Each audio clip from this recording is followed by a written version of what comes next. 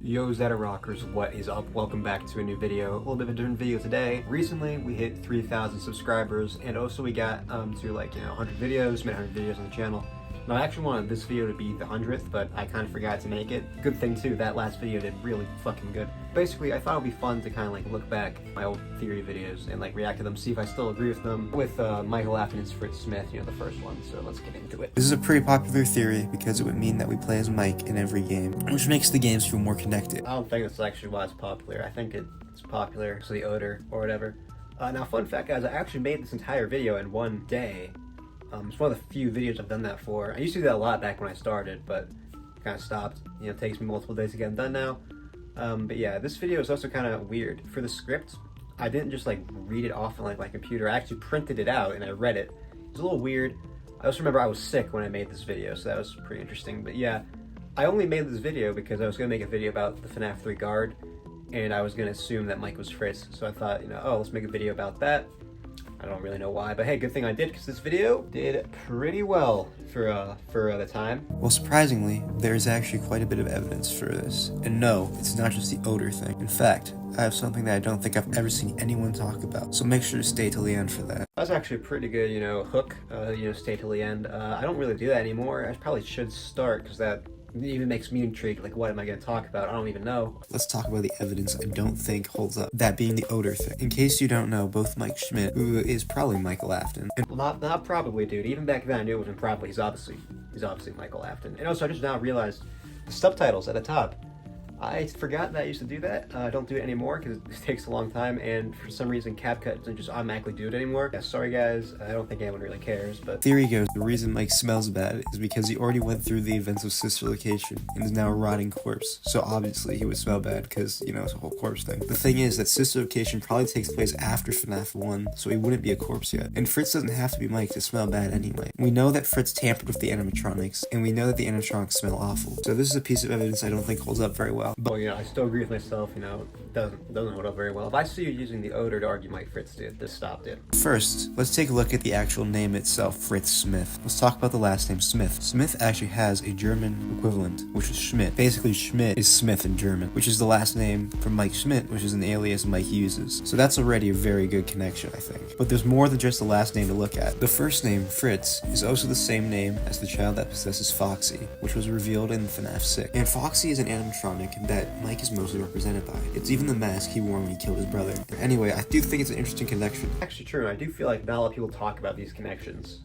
Now obviously I don't believe Mike is Fritz anymore, but still this is very interesting stuff that no one ever talks about. Into it, but I do think Scott is trying to say there might be a connection between the Fritzes. I mean, there is a connection, just not the one that you thought. Both halves of the name can connect back to Mike in some way. I hate that I did this. I made individual Mike sprites for each game. I don't know why I did that. And I tried to put it in the thumbnail. Obviously the video's not gonna do well with that in the thumbnail. Now the thumbnail, it's still not the best. It's better than it used to be though. But there is another piece of evidence that I've never seen anyone talk about. It may mean nothing, but I think if it means something, it's a pretty good piece of evidence for this theory. In the completion ending of Freddy Fazbear's Pizzeria Simulator, during Henry's speech, a few images from FNaF 1 and 2 fade in. Oh yeah, this. I still think it's very interesting and it's weird no one talks about it. I think Mike Fritz is still a pretty solid theory. I do think that is pretty weird, and I still haven't found a satisfying explanation for it. I like to think my videos have gotten better since then. I don't think it's a horrible video or anything, but I like to think my updated Mike Fritz video is a lot better. Now let's watch the sister location one. That one was kind of interesting. One of the major questions in the Five Nights at Freddy's series is when the events of sister location takes place. It's just so funny watching this video again, because this was another video I made just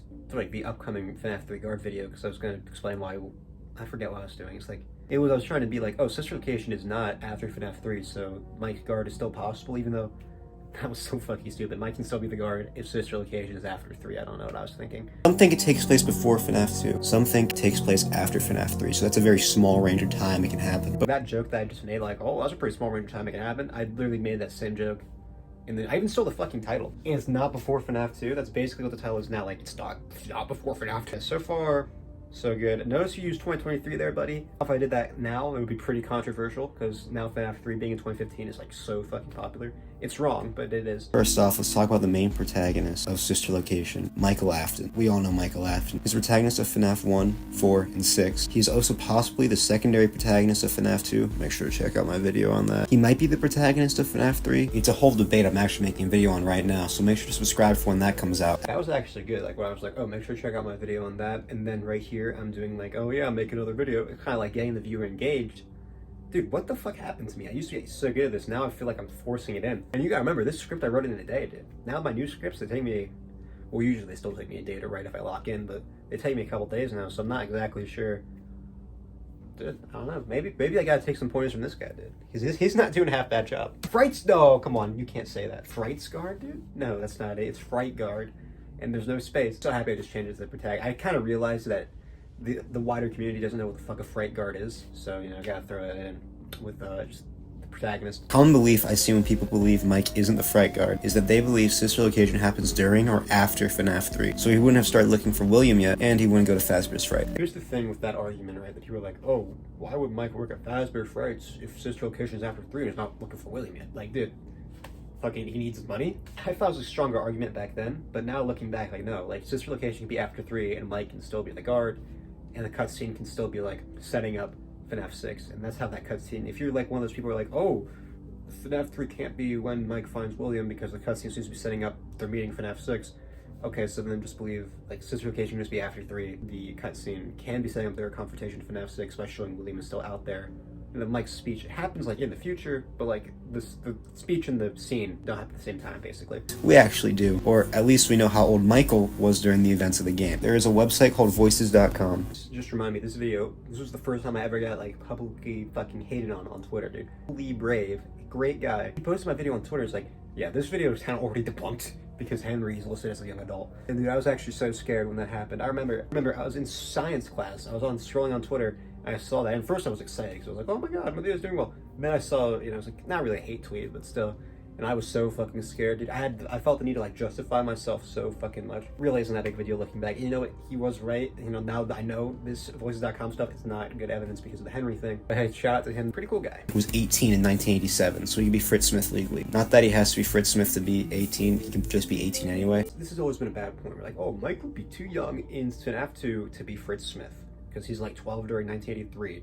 Dude, he's lying about his name already. Do you not think he can pass off as 18 at 16? Obviously he can, dude. I don't know. It's always been a bad point. I just think it is, sorry. We can narrow it down even more. In the Tales from the Pizza Truck story, Didophobia. Oh, ooh, Tails? Ooh, we don't want to use Tails anymore. I'm just kidding. Okay, we can't use Tails as a canon, but we can still use it for this. I'm pretty sure, well, now we can't use it for the timeline, though, because obviously it doesn't happen in the timeline. It is implied that the story takes place sometime in 1993, as we can assume the Nightmare experiment started in 1983, thanks to the wall code in Sister Location. Well, the wall code doesn't necessarily mean that they started in 1983. It could just mean, like, you know, he's recreating something that happened in 1983, and that's what I think. So, I guess what happened was Mike got scooped, and he healed over time, but now he just always looks like the age he was when he got scooped. I guess from Remnant. Has anyone else noticed that Mike, like, regenerating kind of like fell off? Like, no one talks about it anymore. It used to be such a popular idea back in like 2023, 2024. Now it's like dead. Let me know if you think it's still canon down below. I think probably isn't. And for the books, I know some people think they don't take place in the game continuity. Yeah, and they don't.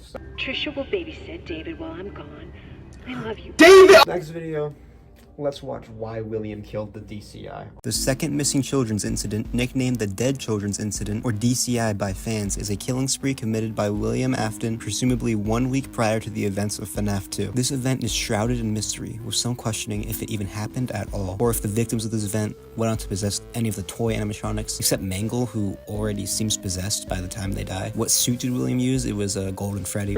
True, that is actually a good point. Obviously, William used Golden Freddy for the DCI. I have two ideas I want to share today, and, you know, they aren't just the basic, like, experimenting. I mean, I guess it could be that, but let's just say it's not. Just for fun, just for me. And there it was. That was the first time I ever used a younger image of myself. I didn't even know I did it so early. I don't know why I started doing that. It's just because I think those pictures are funny. That one of me where I'm like, I was like one just staring at the camera with like the Spider-Man shirt on, like the cake around my mouth. That fucking picture is so funny to me. First Zedirac classic moment right there. Except for how the bodies were over the place, and overall the scene is really sloppy, you know, there's blood all over the place. Now that doesn't mean William didn't plan it out. Like I said earlier, thrill killers can plan out their killings, but judging from how it differs from William's other killings, I could definitely see William becoming sloppy if you just randomly killed these guys. Even though these murders would have to be somewhat planned out, I think, unless these kids broke into Freddy's and William just took the opportunity to kill them. The reason I believe them to be planned out is because of the fact that the kids were probably there at night. I mean, we don't know for sure what even happened. Like I said, this has never been touched upon again. What I imagine is that, you know, William just told the kids to come to Freddy's, like, in a golden Freddy suit. But I mean, they could have just broken in. That's what probably happened. They just broke in and William killed them. alright, so this one does depend on one thing. That being William was accused of being the killer of the original missing children's incident, like in the novels. Which is possible, as in the first game, it was said a suspect was charged. However, it also says the suspect was convicted, and, you know, convicted actually means, like, he went to jail. So it's possible that this wasn't William, perhaps it was Henry instead, and he was convicted. However, in the books, William is let go because of lack of evidence, and the kills in the books are basically the same as in the games, and that is likely what happened in the games as well, to whoever got arrested. But I would say it makes sense for William to be the suspect, because in the novels, I think the whole police department basically knew he did it. Anyway, in the books, William leaves town and returns under an alias after he changes his appearance enough so he isn't recognizable. I think this might be similar to what happens in the games as well. And in the games, I think, unlike in the novels, he wants to clear his name. So basically what I'm thinking is like William's thought process here, right? If he moved away, but then another 5 kids died, then obviously he couldn't have killed them because look, he's in fucking Texas, whatever. At least I think that makes sense. Let me know if it doesn't. This is actually a good theory that I kind of wish to talk about more, like the idea that like William did it to clear his name. I feel like it's a good theory and it makes sense, especially if he did it under an alias, and it would explain why the murders are so sloppy. And I remember this theory really works well if you believe like Elizabeth died after FNaF 2, because the big problem with that is like, oh, while people still work with William as an accused child killer, right? While they open circus babies, oh, okay, she got his name cleared because another 5 kids died at Freddy's, or another 5 kids went. This is a really fucking good idea. Why is no one bringing this up? Dude, this is good. We gotta bring this theory back. You know what? Go on Reddit and make this a post, okay? Honestly, I might even start believing this just because, like, I think it's actually a good idea and it makes sense with William's character and it makes narrative sense. You know what? I fucking convinced myself. And now for the mini theory revolving everyone's favorite kid, Andrew. Well, not really a theory. I'm not even sure there's really evidence for this. It's more of a headcanon. Basically, it's that Andrew was a DCI victim. Yeah, Andrew being DCI victim was a pretty good theory.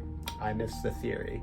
I didn't believe it, but I miss it. Who went through the FNaF 4 experience was actually started on this video. I was actually very sad when this video came out because my last 2 videos were getting really good views. 4 videos back to back that got over 10,000 views. That's really good, dude. But in this video only got like, I think it only got like 1,000 in like 24 hours when it came out. So I was very sad. Now we're in like the second golden age of Zedirac, since it's got 2 videos back to back with 10K. I think this video may have a lot to say. The Tales from the Pizzaplex story, Dittophobia, is probably one of the best stories written for the anthology books. Now, I probably shouldn't be saying that because I haven't read all of them, but just out of the ones I have read, it's still better than like all of them. I mean, it's actually important and explains something that was confusing from the games and managed to tell an interesting story with a likable protagonist. Phobia is like one of the best. That's what every story should have been. It should have been like, oh, let's explain this from the games, flesh it out, and yeah, it should just focus on the games. But now looking back, they probably didn't because they aren't canon. Anyway, I don't want to review the story because, you know, it's not what I do here. What I do there now, but soon coming up, I am going to start doing reviews, hopefully. Look, I enjoy making theories, don't get me wrong. I enjoy it. I mean, it's fun. But sometimes, you know, I do like to do something else. Also, the fact that the character encyclopedia says he went through the nightmares. However, it also says he's the main protagonist of 4, which is half right, I guess. But I would say Mike is more so the main protagonist because, you know, we actually play as him. What's more interesting, though, rather than that, is this artwork that depicts Nightmare with a bite victim. I think this is more credible because this is something Scott would actually have to commission. Well, actually, maybe Scholastic did. I don't know. I think Scott would probably have to approve it, though, right? At least. I mean, there's definitely a lot of problems in this book, though, so I have no idea. We'll discuss this later and what it may mean. There's also the fact that the Fredbear plush is heavily implied to be William talking to BV. And where do we see the Fredbear plush in sister location? William's office where he watched the nightmare experiments. So the Fredbear plush could be William observing the effects of the experiment on BV. That depends, though, on if you believe William is the plush or not. He is still observing something, though, as we can see in sister location in that area, so who knows. Actually, that is not the neighborhood, probably. It's probably like a recreation. Though I do actually have an idea for the encyclopedia now. I was so caught up in like, oh my god, why is it all doing this? With like the bite victim in like FNaF 4 saying his protagonist and the picture of him in Nightmare Fredbear. But now I just realized it. They're just trying to keep it like a twist that Mike is the player. Because it's supposed to be a twist, right? You're supposed to play the game and think, oh my god, I'm playing as the crying child. but then he dies and the game keeps going on, and then you're supposed to realize, I'm not playing as a crying child. Then you see like the FNaF 4 phone call, and you're like, oh my god, I'm playing as Mike. I think that's the thing, they're still trying to keep it like a twist, even all these years later. Like how with the Charlie section, they say Charlie survived his childhood until the novels, but she didn't, she was a robot. So I think that's probably what was going on there. I don't think it's some lore thing where like, oh, he actually met Nightmare Fredbear.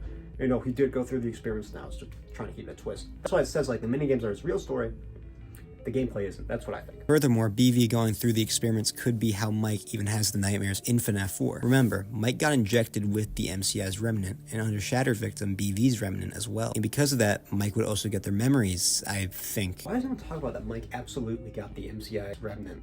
Like, he absolutely has their memories. Like, why doesn't anyone talk about that? I guess the story doesn't focus on it too much, but that's so interesting. And people say like, oh, he hates them. But no, I think if he had their memories, he wouldn't hate them. Like, he literally, like, he probably know them very well if he has their memories. So, like, that's why, like, sure, like, in the logbook, he draws himself destroying Freddy. Because, you gotta remember, they have to try to kill him multiple times, so he probably does have some resentment towards them, but he still draws a heart on it, so he does show some care for them because he knows them. Like, he has their memories, dude. It's so interesting. I wish more people talked about it. And something else is in FNaF 4, pills can be seen. Now, these could be literally anything, but I think they could be sleeping pills like Mike took in the movie. He could have taken these pills in the present day, but maybe these are pills William made Mike take, and when Mike was, knocked out from the pills, he would take him to the testing chamber, and then Mike would wake up in the chambers and think he's still dreaming. Just something to think about. I do think the pills are sleeping pills. It's just the most likely explanation as of now. Oh, it's a movie, that was years after FNaF 4, but still, it's still possible that Sky had the idea like, oh, these are sleeping pills that Mike is taking. But he even couldn't sleep because he was so traumatized from FNaF 1 type of thing. I don't know.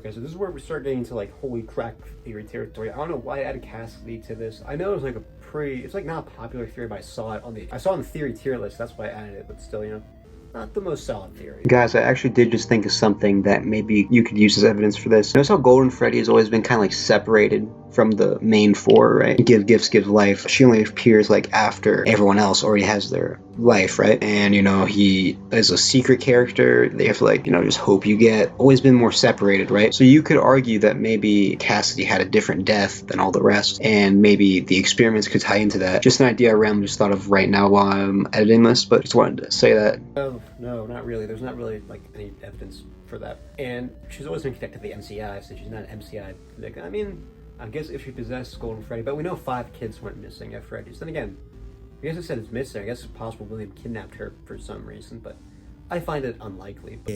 Andrew. It's a thing. UCN is a nightmare, as hinted at in the game itself. One of the tracks is called Sleep No More, and, well, all these death lines.